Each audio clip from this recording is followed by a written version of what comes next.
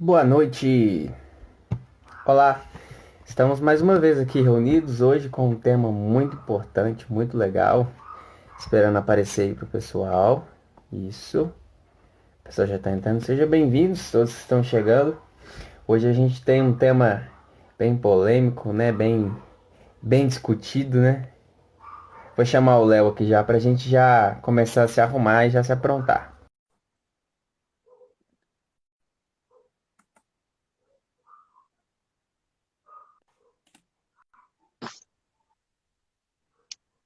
Olá! Ah, boa noite, meu irmão. Tudo bom? Boa noite, e aí, Léo, beleza? Tudo Boa ótimo, graças a Deus. Amém. Boa noite ao pessoal que já está aí também. Tô vendo o Carlão, a Raquel, a Geralda, noite. algumas outras pessoas, ele aqui. Boa noite a todos vocês aí que estão nos assistindo e ouvindo. Olá, gente. Boa noite. A paz, né? Esses minutinhos que a gente começa, sempre assim, a gente começa, dá oi, aí às vezes você acha que tem alguém, quando você olha não tem ninguém porque ainda não conectou e tá indo. Agora o pessoal já tá aparecendo, já tá tudo certo, amém? Tudo certo aí? Beleza. Tudo certo, né, Léo? Aqui já tá aparecendo, tudo certo? Tudo Beleza. na paz, podemos seguir. Boa noite. Vamos lá, Léo, pode dar início para nós aí. Amém, pessoal. Então, nessa noite aqui, sejam todos bem-vindos a mais uma live. E dessa vez a gente quer tratar de um tema muito atual, né? Acho que é um dos temas que o povo mais está perguntando nesse momento.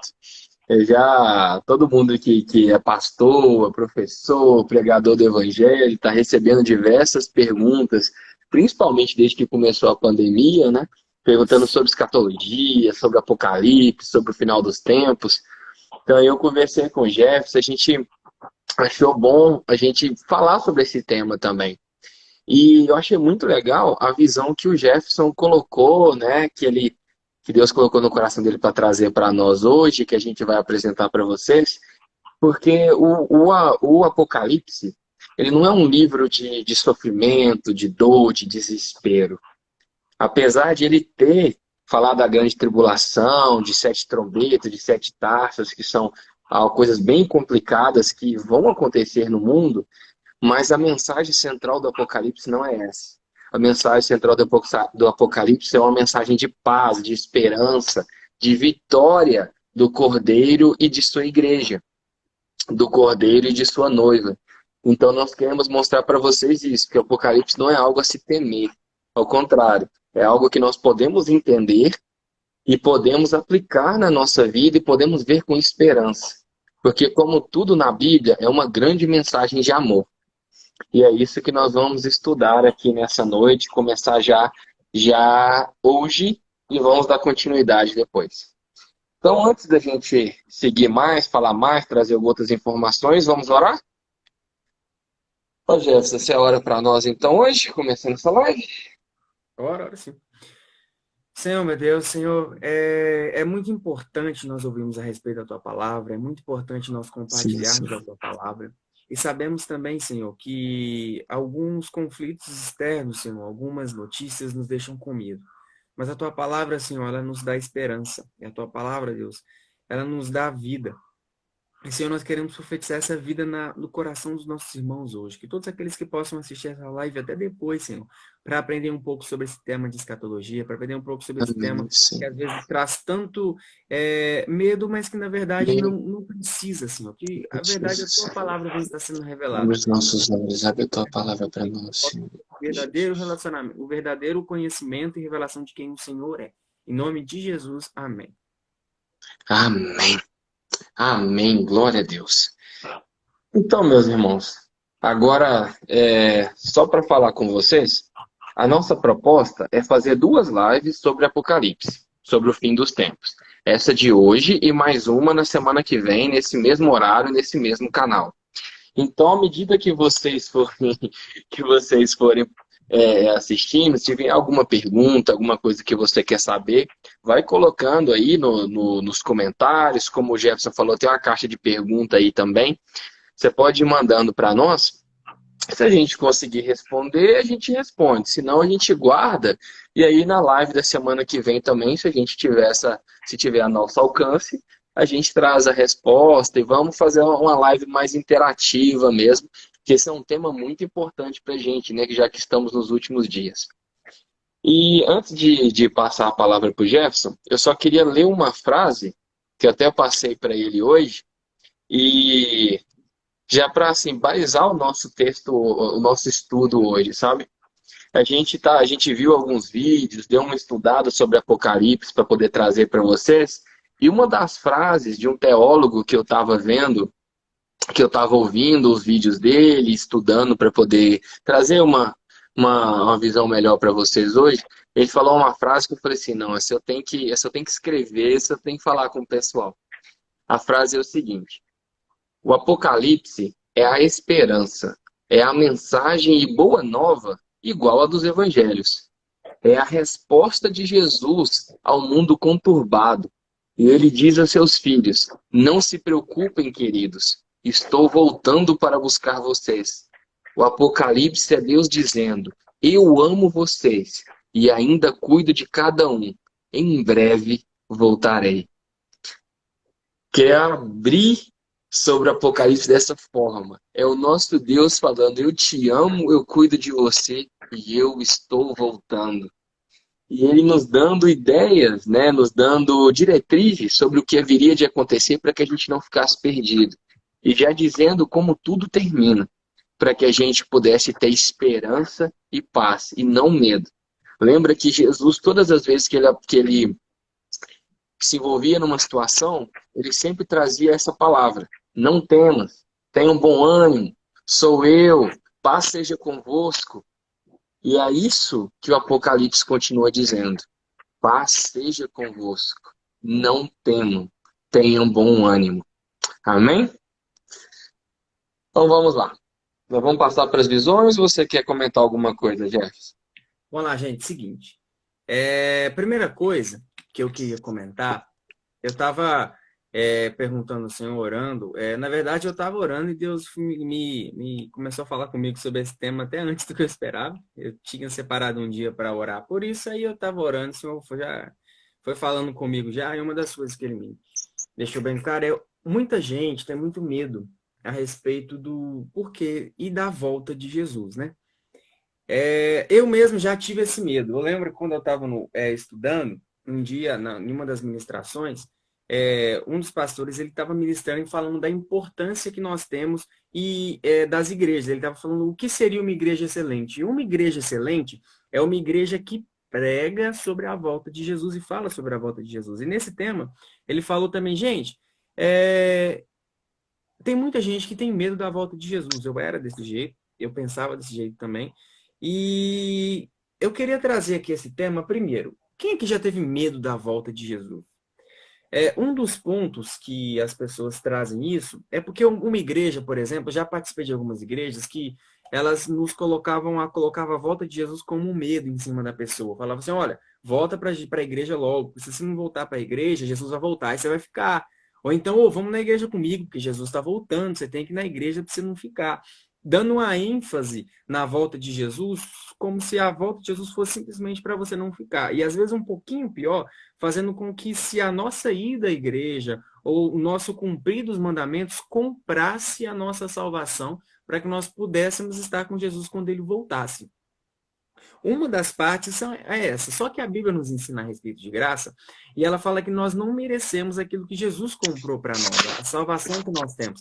Então, a primeira coisa que a gente precisa entender é uma mudança de mentalidade, sabendo que Jesus já conquistou por nós esse direito de nós irmos morar com ele, que quando ele voltar, na verdade é algo um pouco melhor, um pouco mais tranquilo, do que simplesmente esse peso. Ah, não, Jesus vai voltar e, nossa, não estou preparado. Não, calma, meus irmãos. Na verdade, o fato da gente estar com o Senhor, estar cumprindo todos os mandamentos, estar na igreja com o Senhor, em relacionamento, é isso que eu quero focar: relacionamento com Jesus. Isso é o principal que vamos fazer nós ficar. Quer ver?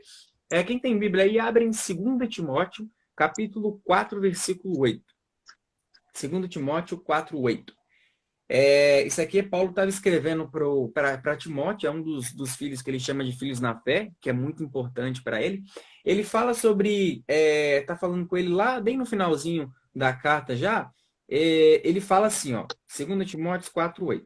Agora me está reservada a coroa da justiça, que o Senhor, justo juiz, me dará naquele dia, e não somente a mim, mas também a todos os que amam a sua vinda.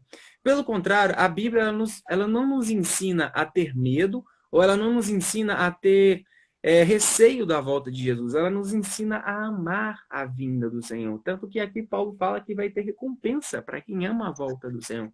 E uma das coisas que Deus me trouxe, que foi muito forte, é que o principal anseio que nós precisamos de ter sobre Jesus, sobre a volta de Jesus, é ter essa volta ao relacionamento com Ele. Por exemplo, quer comentar, Léo? Não, não, só disse amém. Amém. É, olha só, Deus, ele sempre esteve focado, desde no Jardim do Éden, de toda a situação, Deus, ele sempre quis ter relacionamento com o ser humano. E o pecado veio e atrapalhou esse relacionamento. Se você vê lá na sua Bíblia, em Gênesis 3:15, é a primeira menção de pregação do Evangelho, que é o próprio Deus que faz, que diz para a mulher que a semente dela teria nós entendemos, teria um conflito com a serpente, e no final, quem esmagaria a cabeça da serpente seria esse descendente. Até Paulo fala em uma das suas cartas, não me lembro qual, mas ele fala que esse descendente é Jesus, que foi prometido desde lá do início do jardim, ou seja, Deus ele já estava falando sobre essa volta, sobre esse obstáculo do pecado ser quebrado e o homem voltar a ter relacionamento com Deus. Então, essa volta do relacionamento, isso que Jesus conquistou para nós, é, na verdade, onde nós vamos conhecê-lo plenamente. A Bíblia fala lá no final de Apocalipse que ele enxugará dos olhos todas as lágrimas, nós veremos a ele, conheceremos a ele plenamente como ele nos conhece plenamente. Então é uma volta onde nós vamos conversar com o Senhor, nós vamos... Imagina só, aquele momento que você estava na presença de Deus, você estava sentindo aquela presença de Deus tão gostosa, imagina aquilo de uma forma constante e mais intensa.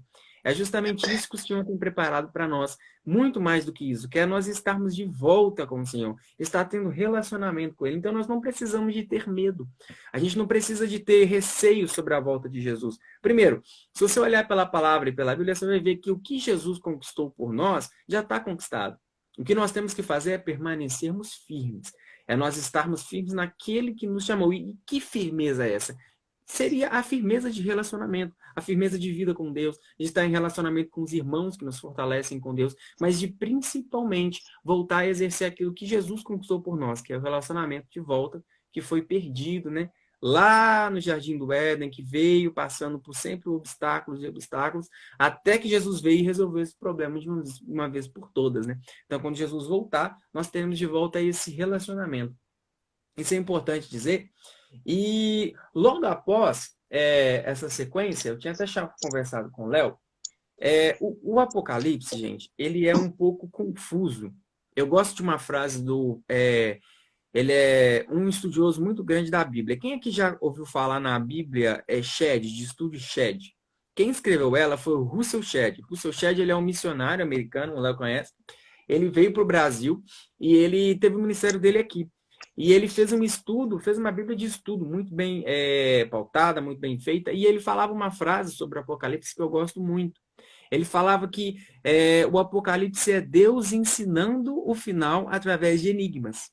Por quê? Imagina você, se você soubesse como que o mundo fosse acabar de todas as formas, exatamente, tintim por tintim.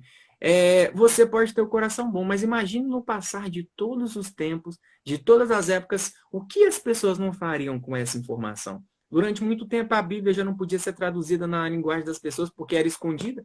A verdade de Deus que deveria afetar a todos não poderia falar, não poderia estar para as pessoas lerem. Imagina se eles soubessem o que ia acontecer exatamente. Então Deus ele agiu com sabedoria para poder ensinar para nós através de enigmas e ensinar através de símbolos, para que nós pudéssemos entender como é que funciona essa questão aí da interpretação do Apocalipse. Ô, Léo, fala para nós um pouco sobre as interpretações, as várias interpretações que existem sobre o Apocalipse. Isso. Até sobre essa questão que o Jefferson está falando, eu achei legal também que o Apocalipse ele é cheio de símbolos, né? A gente lê lá, como o Gerson já falou, né? É dragão, é serpente, é mulher, uns bichos Trombeta, taça. com chifre, é um chifre que leva três, aparece outro. Achei legal, ele fala assim, que o Apocalipse é meio que tentando descrever, traduzir em palavras realidades que não podem ser traduzidas. Então, por isso que usa também muito símbolo, muitos enigmas, assim. E aí surge, né, uma certa dificuldade também para interpretar, como o Jefferson já falou, mas não é nada também que esteja escondido. Até a Tânia aqui, nós tivemos a participação aqui, a Tânia chamando a atenção para o nome de Apocalipse. Apocalipse no grego, né, a gente traduz como revelação. Se é realmente tirar o véu, é afastar o véu, afastar a sombra para longe. É realmente desvendar, revelar. Então a ideia de Deus realmente não é esconder, é revelar, é trazer esperança para a gente. Aí, devido a essa característica específica do Apocalipse, tem algumas visões que as pessoas utilizam para poder ler e interpretar o Apocalipse. Nós vamos utilizar uma aqui para trazer uma mensagem para vocês, mas é importante que vocês saibam que existem várias visões, né? Que cada uma tem a sua forma de ler, a sua forma de enfocar o Apocalipse aqui. Nós vamos trazer uma que nós cremos ser muito coerente, que tem a ver com a história, com o objetivo do livro, mas que não é a única. E também não é, tipo assim, não vamos dizer exato que é a certa, né? Mas é uma que é bem coerente, que traz uma mensagem para nós. O Apocalipse ele já foi visto de várias maneiras. Tem uma visão que chama preterista, que é do pretérito, do passado, que o pessoal acreditava que o Apocalipse era só coisas que já aconteceram, era só uma visão para a época de João. Então, sim, o apóstolo João estava escrevendo Apocalipse ali, aí ele acreditava que Apocalipse era só o que a igreja primitiva estava vivendo. Então, a gente leria o Apocalipse hoje só com uma visão passada, a gente só vê o que, que aconteceu, o que, que já se cumpriu, aí coloca todo aquele contexto de tribulação, de besta, de anticristo, na visão do Império Romano e aquele cenário que estava enquanto João escreveu no primeiro século. E tem uma visão também futurista, que já é o contrário, que acredita que o Apocalipse é só algo para o futuro. Então, assim, talvez os primeiros três capítulos ali esteja relacionado à igreja primitiva, à igreja da época de João, do apóstolo João, mas que o resto todo seria para coisas do futuro. Então, ele se aplicaria só à geração ali da volta de Cristo. Seriam eventos antes da volta de Cristo, durante e após a volta de Cristo. Aí essa visão é muito famosa, ela é muito difundida no meio evangélico, principalmente o nosso aqui do Brasil, pentecostal e tal. E até As dentro dela batistas, tem essa. Pode falar? rapidinho, muitos batistas acreditam nessa visão. As batistas, geralmente, Assembleias de Deus, igrejas pentecostais, como o Léo falou. A maioria das igrejas populares acreditam muito nessa, que tudo no Apocalipse, depois da carta das igrejas da Ásia, é tudo coisa que vai acontecer no futuro. Isso. Aí fica sempre apontando para quando o anticristo vir, para quando vir a grande tribulação. Ela tem uma visão de uma série de livros e filmes muito famosos, que vocês devem conhecer, aqueles Deixados para Trás. Foi muito Uhum. famoso, assim, uns anos para trás. A minha mãe mesmo adorava assistir esses filmes todos. Já A vi. visão, é, e a visão dispensacionalista se coloca aqui. Uhum. Ela é muito famosa, como o Jefferson falou, e tem outras duas menos conhecidas, menos adeptas, mas que também existem, que é a alegorista, que pega tudo com sentido um pouco figurado. O que João escreveu ali com sentido figurado. Vai pegar tipo o milênio, aí para eles o milênio não tem que ser de 1000 anos, é um período indefinido. Tudo assim, ele acredita que aquilo que João escreveu não é literal. Ele não escreveu assim exatamente como vai acontecer, mas eles interpretam o que João escreveu da forma que a pessoa entende ali. Aí você tem até um pouquinho de perigo, que aí você pode interpretar o texto. Você sai do contexto, você sai da ligação histórica de tudo aquilo que João falou e sai colocando interpretação. Ela tem uma visão também de algumas partes boas, porque também nem sempre é ao pé da letra o que a Bíblia fala, né? Quando Jesus vai falar, arranca teu olho e joga fora, não é literalmente você arrancar o olho. Realmente é uma alegoria, é uma analogia que quer dizer outra coisa. Mas se você viajar muito também nessa visão, você pode fazer o texto falar qualquer coisa, você pode encaixar ele em qualquer interpretação. Tem a visão idealista, esse idealismo, que até vem dessa alegoria, que até é mais acentuada essa questão, que eles vão falar que não, que o que João falou não é coisa que vai acontecer, é uma alegoria que ele utilizou para explicar princípios. Então não é algo assim literal, não vai acontecer tal como ele está dizendo, não vai ter uma tribulação, não vai ter uma volta de Cristo. É só uma coisa atemporal que serve para qualquer época, para qualquer pessoa, para qualquer igreja, e só quer ensinar princípios. Se já é uma visão mais moderna, mais humanista aqui, mais antropocêntrica. E a última que a gente quer apresentar hoje é o historicismo. O historicismo vai crer que o que está em Apocalipse, ele vai se desvendando, vai acontecendo ao longo da história. Então, os acontecimentos que tem ali em Apocalipse se aplicam desde a época que João escreveu, em coisas que a igreja primitiva estava vivendo, vai se aplicando, vai acontecendo, vai progredindo ao longo da história da igreja, das partes que a igreja passou, dos períodos que a igreja viveu, até o tempo do fim, até a volta de Cristo mesmo, e o fim de todas as coisas, a Nova Jerusalém, e o céu e o paraíso.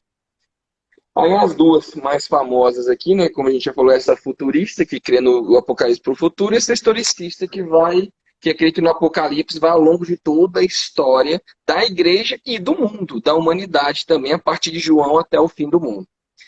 O que a gente vai falar aqui, a gente vai focar num período, a gente vai falar aqui dos primeiros 3 capítulos ali de Apocalipse, a gente vai trazer essa mensagem das igrejas da Ásia, das igrejas do Apocalipse para a história da igreja, a gente vai estar adotando essa visão historicista. Isso.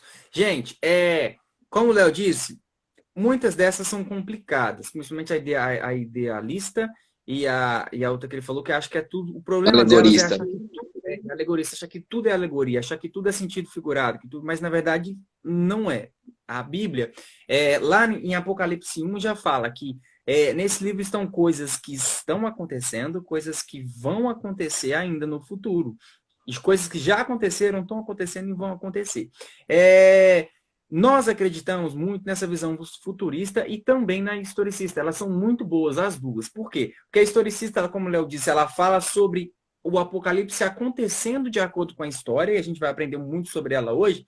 Por exemplo, eu já ignorei muito as cartas do Apocalipse, essas das 7 igrejas que nós vamos falar agora. Mas, gente, vocês não têm ideia do que isso significa. Por exemplo, quando a gente vê essas cartas, a gente acha que foi uma carta que Deus escreveu lá para trás, para todas as igrejas que existiam na época, né? E só que tem um versículo que deixa a gente intrigado. Quer ver? Abre todo mundo. Apocalipse 1. Lá no finalzinho, no último versículo do capítulo 1, Jesus lhe fala um trem muito doido. Ele fala assim, ó: quanto ao mistério, presta atenção nessa palavra, mistério das 7 estrelas que viste nas minhas mãos, e aos 7 candeeiros de ouro, as 7 estrelas são os 7 anjos das 7 igrejas. E os 7 candeeiros são as 7 igrejas. Ele está falando sobre o mistério dessas igrejas. Que mistério seria esse? Que mistério seria esse? Cara, é fenomenal quando a gente entende que, olha só, um pouco voltando antes, o João fala que aqui, ó, João ele fala que existem coisas que vão acontecer, que já aconteceram, que vão acontecer e que estão acontecendo. Gente, se a gente começar a olhar um contexto cultural também, então não só da época de João, mas de todas da época da Bíblia, começa a separar o período histórico por períodos específicos. Quando a gente ouve falar sobre 7 igrejas, por que 7? Não existiam só essas 7 igrejas na época que João escreveu. E por quê? Simplesmente 7 igrejas que estavam em um lugar específico. Se você olhar, Todas essas 7 igrejas hoje ficam em um país só. Todas essas 7 cidades ficam no país da Turquia, uma região bem pequena. Por que que Jesus só mandou uma igreja, uma carta para 7 igrejas se existiam várias outras igrejas na época? Será que ele queria alertar só aquelas 7 igrejas?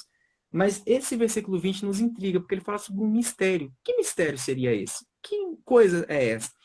Nós podemos entender que esse período, isso, gente, é uma visão muito bem estruturada, não só por nós, mas por muitas pessoas, muitos estudiosos, de que essas 7 cartas seriam direcionadas a 7 períodos que a Igreja de Cristo passaria.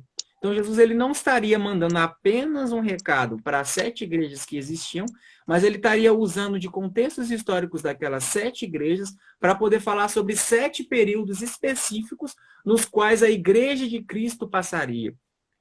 Então, essa visão historicista que fala sobre isso, de que o Apocalipse ele vai acontecendo também ao período da história, que faz muito sentido, de que não é algo que simplesmente aconteceu, mas que vai acontecer lá para frente apenas, mas é algo que já está acontecendo, que a gente vê ele se cumprindo, a gente vê as coisas acontecendo aos poucos.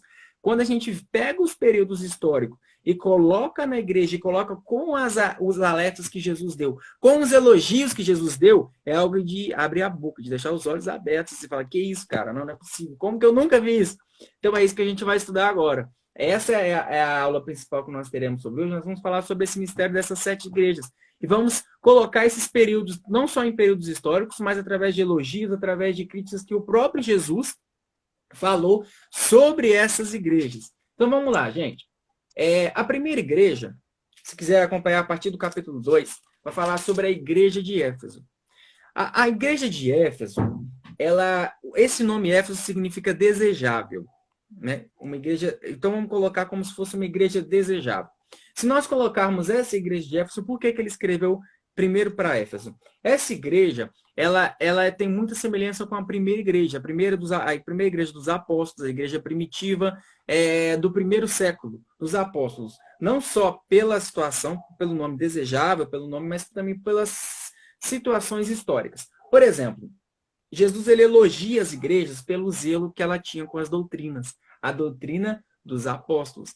Jesus ele fala que ele também elogiava porque eles eram contra um grupo que até acredita que ele se dissipou por causa de um diácono chamado Nicolau, que eram os nicolaítas, que eles tinham como principal foco muitas indulgências, muita compra de coisas com atitudes, compra da salvação, inclusive, pelas atitudes. E essas doutrinas era algo muito, muito ruim. Irineu e Hipólito, que eram pais apostólicos da igreja no terceiro século, falavam muito sobre os nicolaítas e colocavam eles muito como essa função, de pessoas que pregavam indulgências desenfreadas.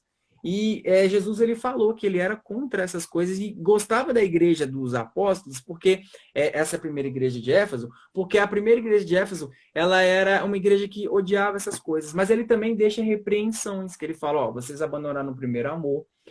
Porque a igreja primitiva ela lutou muito, a primeira igreja dos apóstolos do primeiro século, ela lutou muito, mas ela tinha muitas heresias que se dissiparam, principalmente por causa dos judeus que não acreditavam em Jesus e que entraram, a gente vê nos Gálatas, Paulo falando quando muitos judeus eles se converteram, queriam levar os gentios até as práticas judaicas, porque eles voltassem a um regime antigo que tinha da lei. Então a gente vê muitos esses problemas de pessoas tentando influenciar as pessoas a terem atitudes para comprar a graça de Cristo, sendo que Jesus já tinha pago esse preço.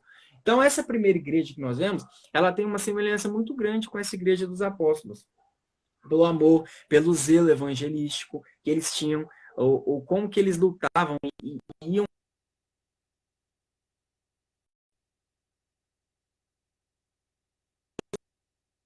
deixou críticas também para essa igreja, mas ele deixa muito claro essa questão do zelo que eles tinham.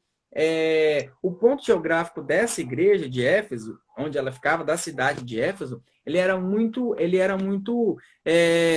desejado em questões econômicas. Então, por exemplo, nós podemos orar, fazendo essa analogia com a primeira igreja, é muito desejável, né? Todos nós gostaríamos de viver na época dos apóstolos e ter assim essa sensação, esses ensinos e essas coisas. Então, foi um período da igreja que nós estamos analisando, e colocando como esse período mais desejável, esse período onde tinham mais zelo pelas coisas do Senhor. Eu separei umas fotos, eu estou tentando colocá-las aqui. Você consegue colocá-las aí, Léo? Eu até te mandei elas. Eu não estou achando o ícone aqui de poder compartilhar, conseguindo achar aqui. Eu não sei se é a minha versão do aplicativo. Se você conseguir, você pode ir passando as fotos aí que eu achei. São É, algumas eu, fotos. Não, né? eu também não sei como fazer isso aqui, não. Mas Isso eu tentei aqui, mas eu também não consegui. Que pena. eu sei como fazer isso aqui, não. Ah, Pode falar, pessoal, quer comentar alguma só, coisa? Pode falar. só um minuto aí, pessoal. Tá dando uma travada para vocês aí ou tá indo bem? Fala aí nos comentários, por favor, aqui. Para mim tá dando algumas travadinhas. Eu não sei se é a minha internet, se é a do Jefferson. Isso, dá uma olhada aí. A minha aqui tá tranquila. Eu tô travando para você, já? Tá. Mas então, é isso aí, pessoal. Só dar uma paradinha rapidinho aqui. Vocês estão me ouvindo? Ah, não, é a Núbia tá falando que tá dando uma travada. Tá travando eu ou Jefferson? Acho que é a sua, viu, Léo? Deu umas travadinhas aqui agora. Vamos ver se agora vai normal. O pessoal tá falando que tá travando um pouco, mas tá travando eu ou o Jefferson? Só pra gente saber qual a internet aqui, que aí o outro continua falando mais. Fala pra nós aí, Carlão, qual dos dois que tá aí dando travado ou tá de uma forma geral? Diz que tá dando os dois, o Jefferson. Tá. Ok, então tá dizendo que a voz tá saindo. Então vamos lá. Então, beleza. Vamos lá, daqui um É, pouquinho ele volta ao normal aí. isso. Seguinte, Aqui, por pessoal, exemplo. só para Pode falar. Pode sim, falar. só para quem chegou aí agora, ou para poder colocar, né, todo mundo a par aqui do que a gente tá analisando agora, a gente é nos capítulos 2 e 3 de Apocalipse, que ele começa com a carta às 7 igrejas da Ásia, que, como já se falou, ali na região da Turquia, atualmente, mais ou menos ali para aquela região ali, e a gente acredita que ele está dando uma mensagem sobre os períodos da história da igreja. Por que que isso é importante? Igual a gente começou para falar sobre, né, a igreja primitiva, representada pela carta à igreja de Éfeso. Só que nós vamos ver que nós estamos nesses períodos aí. Qual dos períodos da história será que a gente está? Qual deles que representa a igreja hoje? Que também, se são períodos históricos, dá para a gente ver quão próximo a gente está do fim. Então, vai acompanhando aí. Ele falou a primeira igreja de Éfeso, representando a igreja primitiva, que Jesus enche de elogios, mas também fala que eles tinham deixado o primeiro amor. E chama eles, lembra de onde caíste, arrepende-te e volta à prática das primeiras obras. Agora vamos seguir para a segunda carta, que é a carta a Esmirna. Manda ver Isso. lá, meu A irmão. igre- a igreja de Esmirna, gente, a palavra Esmirna significa cheiro suave. Tinha uma planta aromática nessa cidade que ela vendia muito, que fazia perfume, tinha um cheiro muito aromático, muito bom. E nessa época, quem era o pastor conhecido era Policarpo. Ele até tem algumas cartas também que não são canônicas, né, da Bíblia, mas dele ensinando a respeito do Senhor. E nessa época, que é a época do século II ao século IV, foi a pior época em questão de perseguição dos cristãos.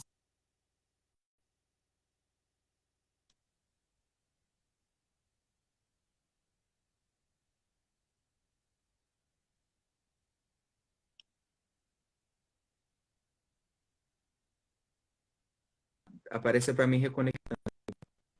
Caiu e voltou. Voltou aí? Sim.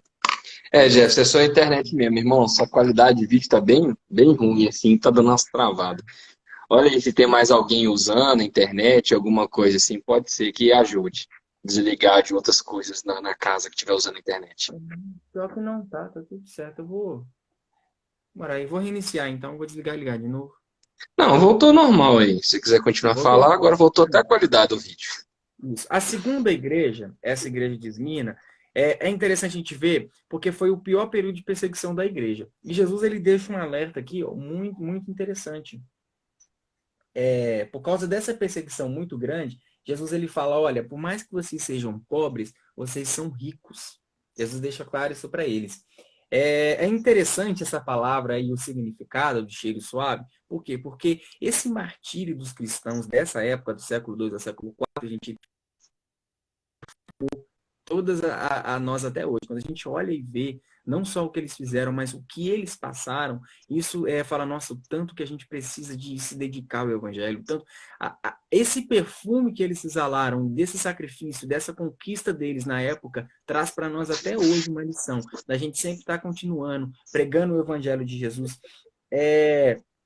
Jesus ele fala que conhece a tribulação muito grande e ele sabe que daquelas pessoas que blasfemam contra essa igreja, na carta lá, se acompanhar lá em Apocalipse 2, a partir do verso 8, ele fala, gente, é uma carta que Deus ele só redige elogios, ele não dá uma crítica para essa igreja. Tem duas igrejas que nós vemos que Jesus ele só dá elogios, que é essa igreja e a outra igreja que vai se equiparar ao século XVIII, que foi aquela igreja missionária do avivamento da Rua Azusa, que foi aquela igreja que teve os irmãos Moravel, de John Wesley, que teve uma expansão gigantesca missionária. Então nós vemos que aquilo que Jesus falou, em todas as 7 igrejas, Jesus ele sempre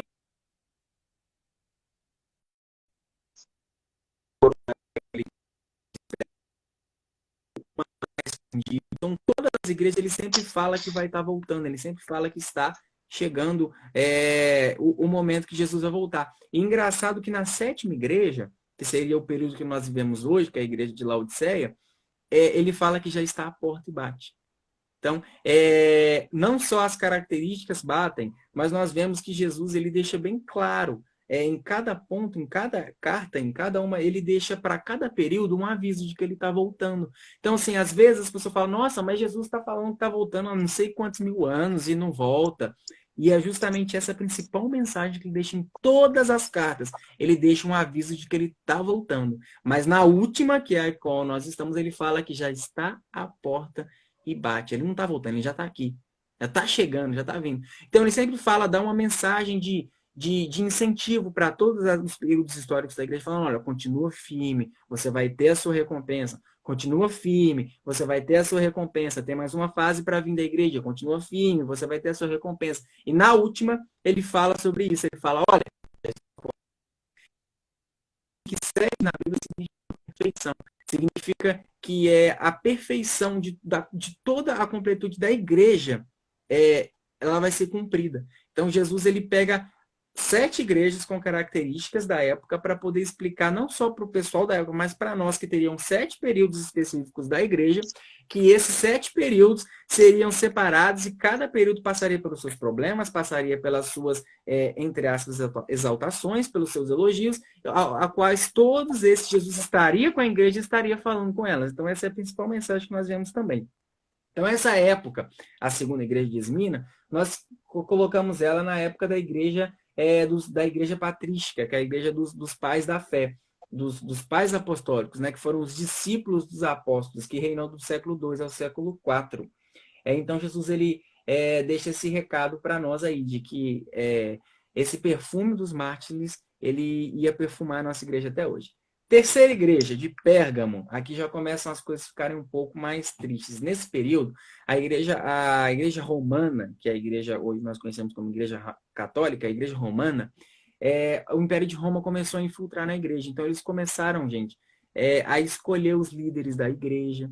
Foi quando muitos pais da igreja, muitos pais apostólicos começaram a perder os seus postos de líderes da igreja, porque para estar do lado do imperador que tinha se convertido, eles precisavam de ter um certo glamour, e os pais da igreja não ligavam para isso, eles seguiam aquele protocolo de Jesus, olha, a roupa que você tem, a igreja é a roupa que você vai, você só troca ela quando você tiver uma nova. Então eles começaram a ser martirizados, eles começaram a ser expulsos das igrejas. Então, nessa igreja, Jesus ele fala que ele elogia aqueles para continuarem firmes, aqueles que estavam se dedicando às coisas do Senhor, porque eles teriam a recompensa deles. Então, alguns foram excluídos da igreja nessa época. A palavra Pérgamo significa elevação. Então a gente já começa a ver aí uma igreja que começa a se elevar no orgulho, uma igreja que começa a perder os costumes. Essa igreja, essa cidade de Pérgamo, ela ficava num cume de uma montanha e tinha muitos templos idólatras. A gente vê que aqui a idolatria começou a entrar muito feio.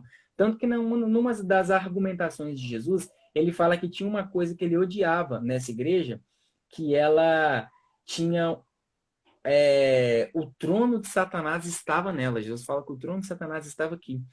E sustentava a doutrina de Balaão e também a dos nicolaítas. Aquela que a primeira igreja lá era contra, essa igreja começou a abraçar. O que Balaão fez? Balaão começou a induzir o povo de Israel a ter, o povo de Moabe a tentar persuadir os homens através das imoralidades sexuais. Então, aqui a gente começa a ver que a igreja começa a ter começa a mesclar com o mundo romano, com o mundo do Império Romano, e começa a ter umas divergências. Os elogios que Jesus deu, todas as igrejas têm elogios, eles dizem que alguns não negaram o nome e morreram por isso. Ou seja, são aqueles pais, aqueles líderes que foram trocados, que não aceitaram aqueles. Nós vamos ver que em todos os períodos Deus sempre tinha os remanescentes, sempre tinham aqueles que estavam, que não negariam o nome de Jesus, independente do que acontecesse. E aí as indulgências entram, que eram os nicolaítas. Começou a haver um período onde tinha muito mais tradição do que a palavra de Deus. Então nós começamos a ver essa igreja aí do século IV ao século VI, que foi a igreja de Pérgamo, que nós vemos a todas essas... Quando vocês forem ler depois, vocês dão uma lida, vocês vão ver que todas essas características históricas que nós estamos batendo, bate muito com o que Jesus fala nas cartas. Eu estou citando alguns pontos, mas tem alguns pontos bem mais específicos. A gente precisaria de muito tempo para poder falar sobre eles. Então, pulando para a fase 4, que é a igreja de Tiatira, a quarta fase da igreja, com a quarta carta da igreja que Jesus entregou à igreja de Tiatira, nós vamos passar agora pelo período medieval, que foi o maior período da igreja e a maior carta. Não a maior carta em questão de palavras, mas o maior período de tempo. A palavra Tiatira, ela tem um significado sacrifício. Jesus fala que conhece as obras dela e conhece a perseverança. Perseverança não só em questão de tempo, porque foi o maior período, foi do século VI, VII, ali da época medieval, até a Reforma Protestante. Então Jesus conhece a perseverança daquele sacrifício. Sacrifício significa Tiatira, o sacrifício daqueles que estavam ali, do tempo que eles tentaram o tempo todo estar com Jesus, mas não conseguiam. Por quê? Essa igreja, ela teve muitos orfanatos, muitas ações sociais na época da igreja medieval. Não só os monges que faziam essas coisas. Esse é o elogio que Jesus diz à igreja, a igreja de Tiatira, que ele conhece. Olha só, lá no versículo 19. Conheço as tuas obras, Apocalipse 2,19. Conheço as tuas obras, o teu amor, a tua fé, o teu serviço, a tua perseverança. Mais numerosas do que as primeiras. Ou seja, a gente vê que realmente a igreja medieval ela tinha muitos negócios de ação social, tentava alcançar. A gente conhece alguns nomes também da época. E esse período, aqui já fala que ele começou a tolerar algo que Jesus odiava, que era Jezabel. A mulher de Jezabel. O que Jezabel trouxe para a época do povo de Israel? Idolatria.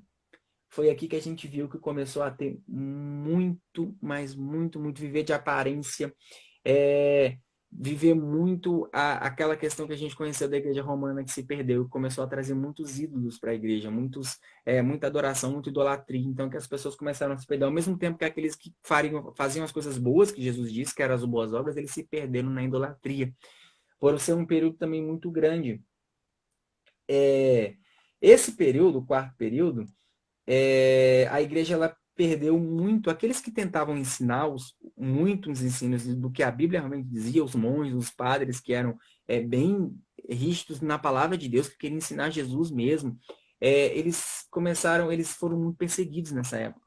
Então a gente vê que aqui, versículo 22. Eis que há prosto de cama, bem como em grandes tribulações os que com ela adulteram, caso não se arrependam das obras que ela incita, ou seja, está falando de Jezabel. Então, ou seja, ela estava levando os homens a terem muito problema nessa época, gente. Os padres, os monges, eles se separavam e tentavam viver em santidade, vivendo longe das mulheres. Mas quando eles formavam nos monastérios e iam, gente, infelizmente a gente tem muitos atestados também históricos de que muitos padres eles eram donos de prostíbulos, muitos padres de igrejas no interior da época, por causa desse problema, porque eles tentavam se refriar em alguns problemas, não, vou tentar me resguardar aqui, ficar longe e tal, tentando ser santo da própria maneira, e acabava caindo nas imoralidades sexuais. Paulo fala sobre isso em uma de suas cartas, que aqueles que tentavam muito, não faz isso, não faz aquilo, não faz aquilo outro, tinha muitos problemas na área sexual. Mas, passando para a quinta igreja, que é a época da igreja de Sardes, que seria da Reforma Protestante até um pouco ali depois do século XVIII. Historicamente falando, a Reforma Protestante foi muito importante para nós, mas a igreja ela deu uma esfriada muito grande após a Reforma. Não só pelos fatos que a Reforma Protestante trouxe, os pontos foram muito importantes, graças a Deus por isso, glória a Deus pela vida de todos os reformadores. Só que a igreja do século XVII, século XVIII, gente, foi uma igreja que ela perdeu muito. Ao mesmo tempo que ela teve um boom muito grande, ela teve uma caída muito grande. Então, ao mesmo tempo, historicamente falando, que ela teve um boom por causa da Reforma Protestante, muita gente queria ser livre do grande influência política que a Igreja Romana tinha na época. Então, eles queriam mais ser livres da Igreja política, então entraram na onda do protestantismo só para ser livre. Então, depois que acabou isso, muitos largaram. Então, essa aqui, que é a Igreja de Sardes, começa no capítulo 3, Jesus ele fala... a palavra Sardes ela tem uma etimologia, que é o significado da palavra, meio incerto. Mas ela é uma cidade que foi construída numa rocha. Ou seja, ela começou bem. Entende? Então, assim, ela começou bem, justamente na Reforma Protestante. Opa, me ligaram aqui. Isso. Voltou. Voltou. Essa igreja, olha para você ver, ela foi construída em uma rocha. Essa igreja, essa cidade, ela foi edificada numa rocha. Então, ou seja, o quinto período já começou sendo edificado numa rocha, algo muito bom que foi a Reforma Protestante. Mas, Jesus ele diz que poucos não sujaram as suas vestes. Ou seja, logo após a reforma, que a igreja ela deu uma resfriada, muitos poucos se firmaram e continuaram nessa rocha que foi Jesus e da reforma protestante, e eles perderam, viviam muito de aparência. Jesus ele fala para que essa igreja dá uma crítica, não, uma ideia para essa igreja, para ela tentar consolidar aqueles que ainda tinham, para tentar se firmar ainda naqueles que tinham, para continuar firme e tentar consolidar aqueles poucos que sobraram. Então, isso é um retrato muito, muito grande dessa igreja, da reforma. Ela voltou a viver as antigas práticas logo após, porque essas pessoas elas tinham muito poder econômico, foi logo quando a economia veio o renascimento também, então muitas ideias. Então, ao mesmo tempo que a igreja teve uma rocha muito bem fundamentada, ela teve esse esquema. Léo, você gostaria de comentar alguma coisa? Não, pode seguir aí, irmão. Bacana. Vou finalizar aqui então, gente, com a igreja de Filadélfia, que é a sexta igreja que eu falei com vocês, a sexta fase da igreja, que foi do século XVIII a mais ou menos o começo do século XX, no meio do século XX, que foi aquela igreja, gente, que ela só teve elogio. Olha só para você ver, as coincidências, elas são muito fortes. Olha só, a palavra Filadélfia significa amor fraternal. Gente, essa foi a igreja que mais teve missões. A igreja de John Wesley, a igreja de Spurgeon, a igreja de aquele missionário que foi para a África, eu esqueci o nome dele, acho que o seu nome dele é Livingston, uma coisa assim.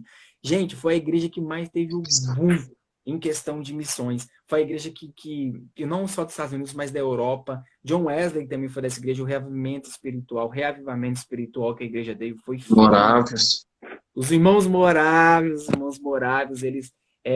gente, foi assim um período muito bom da igreja. Jesus ele não dá uma crítica para essa igreja, mas ele fala o quê? Todos os irmãos moráveis. Jesus ele fala, quer ver? Vamos lá. A igreja de Filadélfia.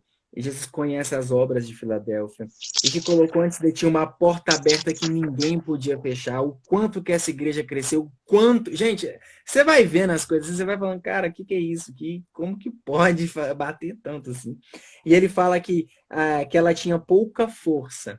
Entretanto, guardaste a minha palavra e não negaste o meu nome. A gente vê tudo que eles fizeram hoje, mas foram uma igreja que bateu de frente no século XVIII, século XIX, que foi o século do ateísmo. O século onde as ideias de marxismo, não só dessa, mas de todos os ideais, de que o mundo tinha que mudar, estava muito forte. Então, essa igreja que teve esse boom missionário foi uma igreja que bateu muito de frente com esse conflito do mundanismo entrando, tentando entrar dentro, de que Deus não existia mais, de que a ciência, o crescimento tecnológico científico estava gigantesco nessa época. Então, essa igreja, ela teve esse choque e essa confusão. A gente não vai conseguir aprofundar muito, mas esse período foi um período também que não teve. Jesus ele dá muitos elogios para essa igreja e fala muitas coisas que batem. Depois os irmãos leem lá. E, gente, infelizmente, porque... o avivamento da Rua Azusa, quem não conhece, esse foi o avivamento que nós do Brasil recebemos muito deles. A Assembleia de Deus nasceu nessa igreja. A Igreja Cristã do Brasil nasceu também, né, desse avivamento da Rua Azusa lá nos Estados Unidos. Depois vocês pesquisam, algo muito bom mesmo, que surgiu nessa época da Igreja de Filadélfia, que significa amor fraternal. É algo muito lindo. E agora, mais triste de todas, é a Igreja de Laodiceia. Gente, Laodiceia tem 3 significados diferentes que eu achei. Juízo do povo, povo reinante, ou seja, o povo que reina, ou ainda aquela que é justa com quem quer, com os seus. Gente, a gente vive hoje num período muito complicado. Hoje, a igreja do século XXI era a igreja, essa cidade, Laodiceia, era a cidade mais próspera de toda a Ásia Menor. Jesus, ele fala para essa igreja que ela se achava muito rica. Você se diz muito rica, mas na verdade você é pobre, cega e nu. Nessa igreja, nessa cidade de Laodiceia, eles tinham um colírio que eles vendiam, que era muito caro, que ajudava no tratamento para as pessoas enxergarem melhor. Então, Jesus estava dizendo o quê? Essa igreja, vocês que acham que tem tudo, que enxergam tudo, que se acham muito ricos, na verdade, vocês são pobres, que é a igreja de hoje, que a pessoa... Gente, ninguém lê Bíblia hoje. É cego, porque acha que enxerga tudo, acha que não precisa de mais nada, acha que tem todas as coisas. Não, tem tudo, eu não preciso de Jesus mais. Acha que tem muito... Gente, o absurdo de gente que tem hoje que não quer saber da palavra de Deus, mas que se considera cristão, mas que não segue os princípios de Jesus, são cegos espiritualmente, são pobres porque não tem uma obra que dignifica o nome de Jesus. Só fala que conhece Jesus, mas que não vive para essas coisas. Sai correndo de Jesus, só quer saber de Jesus para a prosperidade, só quer saber de Jesus para as coisas que não prestam. Jesus fala, infelizmente, da água. Lembra daquela passagem que fala que estou a ponto de vomitar-te da tua boca porque não és frio nem quente. Gente, nós vivemos hoje, até dizem as pessoas, dizem até alguns estudiosos da área de sociologia, da área também de psicologia, fala que nós vivemos, às vezes, no século onde as pessoas têm aquela relatividade, que é o século fluido da água, onde nada é certo. Tudo, gente, tudo é meio a meio. Não só os problemas que nós vivemos aí de identidade de gênero, não só a questão das pessoas não serem ninguém. A verdade hoje para as pessoas não existem. Para ela a verdade é relativa. Como que você prega, você conversa para as pessoas que creem que tudo é relativo, que tudo passa, de que tudo não tem uma fluidez, é como se fosse água, é mole, vai para um lado, vai para o outro. O que Jesus falou aqui para essa igreja? Você não é fria nem quente, és morna. Você já tomou água morna? Dá vontade de vomitar. E é justamente o que acontece. Essa igreja, gente, Jesus ele fala que só tem uma saída, que é buscar dele, que infelizmente é o século que a gente vive. Se você lê, gente, eu te aconselho a ler essa carta da igreja de Laodiceia. Você vai ver, gente, que o negócio tá feio. Você vê que é muito igual à época que a gente vive. As pessoas, elas se acham muito, acham que tem dinheiro, acham que não precisa de Jesus, acham que é mais rica. Não, a gente tem todos os dons, a gente tem todo o conhecimento, todo mundo, tem muita gente que prega aí o dia inteiro, a gente tem todos os estudos de toda a igreja, de 2000 anos de igreja, a gente tem todos os estudos aqui, então a gente se acha que não sei o que, gente, e ninguém conhece nada. Não vive um princípio da palavra de Deus, é morta em pecado, um tanto de problema de gente que tem problema aí em área de pecado e não tá nem aí, acha que não precisa de Deus. A única salvação para essa igreja, Jesus fala, olha, compra de mim colírio, para que você possa enxergar. Compre de mim essa salvação. Compre de mim vestes novas. Então, gente, a única coisa que vai salvar essa igreja de hoje, e hoje, que, entre aspas, que nós vemos que é, digamos, a saída que Jesus nos deu é essa, relacionamento com Deus, que é o que a gente começou falando na live, que na verdade a volta de Jesus é relacionamento com Deus. E é muito interessante quando a gente olha para isso e vê que Jesus só dá esse relacionamento, quer comprar dele vestes novas, quer comprar dele a verdade que a gente não sabe, quer buscar em Jesus e estar em Jesus firmado para a gente ser quente. Jesus até fala que seria melhor se a pessoa fosse fria, né? Do que ser morna e achar que tem as coisas, sendo que na verdade não tem. Porque o morno acha que está quente. Não, estou quente, estou bem aqui, estou com Jesus aqui, mas a vida toda errada, não está fazendo uma, não está cuidando de uma pessoa na igreja, não está exercendo o ministério que Jesus deu, não está fazendo a igreja avançar e chegar onde tem que chegar. Por quê? Porque as pessoas morna, acham que tá bom do jeito que tá, mas não tá. E isso é um aviso para nós da igreja de hoje, para a gente se apegar com Jesus e ficar firme. Acho que aí já tá bom, né, Léo, para a gente finalizar. Isso aí, é só para encerrar, eu queria dar uma palavrinha só rapidinho nos últimos minutinhos que a gente tem aí. É só que assim, como a gente viu, essa carta dessas 7 igrejas, elas casam com os 7 momentos da igreja, os 7 momentos da história da igreja. E cada uma teve as suas dificuldades, as suas coisas boas, e Jesus sempre terminou com uma promessa. E a gente viu também que a que encaixa na igreja de hoje é a igreja de Laodiceia. Ela acha que tem, mas o próprio Jesus está falando que não. Então, eu queria destacar assim, 2 coisas. O primeiro, que quem escreveu essas cartas foi o próprio Jesus. É Jesus que fala para João, escreve a igreja de Laodiceia, né, ao anjo da igreja de Laodiceia e tal. E ele começa falando, essas coisas diz, e aí tem uma descrição de quem Jesus é. Então, isso que a gente está falando é uma mensagem que vem do próprio Cristo e que é para nós hoje. Então, primeiro, né, tipo assim, a gente tem que aceitar e responder a isso, né? Porque não é um homem falando, é o próprio Jesus já dizendo há muito lá atrás quando que isso iria acontecer. Agora, leia essa carta e veja o conselho que ele dá. Eu repreendo a tantos quanto amo. Ser, pois, zeloso, arrepende-te. Eu repreendo e disciplino quantos amo. Ser, pois, zeloso e arrepende-te. Eu estou à porta e bato. Então, assim, Jesus não está condenando essa igreja. Ele está falando, acorda. Você está achando que é rica, mas não é. Você está achando que é a mais sábia, mais rica de todas as igrejas, mas, na verdade, você é cego, desgraçado, pobre e nu. Compra de mim o ouro, você vai ser rico de verdade. Compra de mim as vestes, não vai ser vista a sua vergonha. Compra de mim o colírio e você vai ver. Então, gente, é essa mensagem que fica. Leia depois Apocalipse 3, 14 a 22, que é o que se encaixa na nossa igreja. E lembre-se, são 7 períodos, nós estamos no último. Eis que estou à porta. Eis que venho sem demora. Essa é a mensagem do nosso Jesus. Amém? Amém. Teve uma pergunta aqui, do único que eu vi foi do Eliakim, perguntando se o anticristo já está reinando. É até bom a gente deixar claro, gente, que o anticristo, a volta de Jesus, o milênio, todos esses pontos principais do Apocalipse são verídicos. Por mais, gente, 90% de todos os estudiosos da Bíblia acreditam que eles são. Às vezes existe muita interpretação de quando isso vai acontecer, da cronologia, mas o fato, eles existem. O anticristo já está entre nós? Não sabemos. Só Deus pode responder. Porém, o mundo está sendo preparado para ele. A gente vê não só a coincidência de Laodiceia, como é a igreja que a gente vive hoje, mas também o mundo hoje, né? O mundo, ele procura o que, gente? Você vai falar para uma pessoa sobre Jesus, sobre a verdade, por exemplo, esse exemplo que eu dei sobre o relativismo, que é muito grande hoje, né? Jesus fala sobre a água morna, que não é quente nem fria. Se você chega com uma pessoa e fala assim, conhece a verdade, faz isso aqui, a verdade é isso daqui, a pessoa fica doida com você. Tem gente, que te bate se você virar para ele e falar, não, só existe homem e mulher. Cara, agressivíssimo. É inaceitável você dizer hoje que existe só um, que é isso aqui, pronto. Fala, não existe, a verdade é aquilo que eu acredito.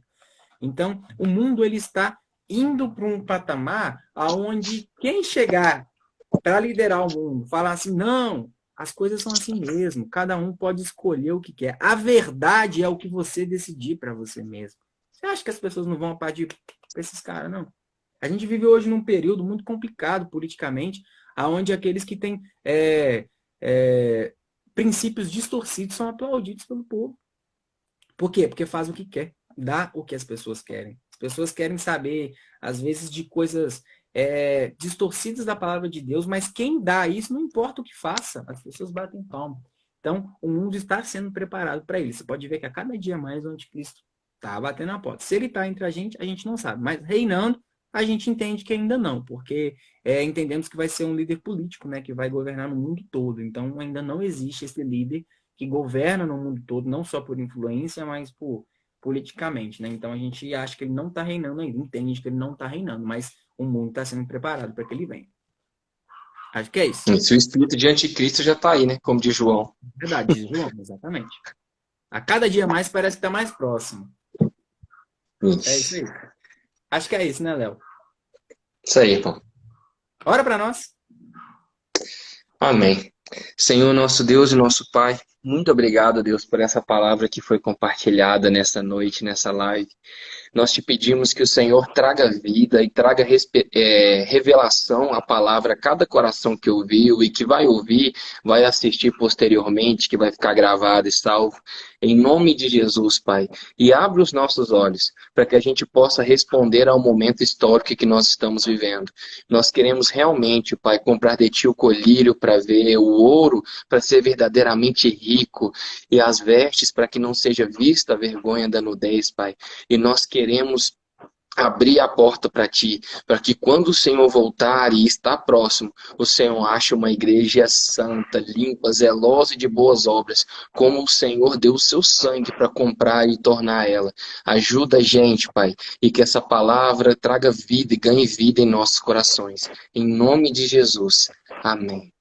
Amém. Quando a gente... Até semana que vem a gente está aí de novo para terminar esse tema. Isso aí. Continua semana que vem, pessoal. Boa noite.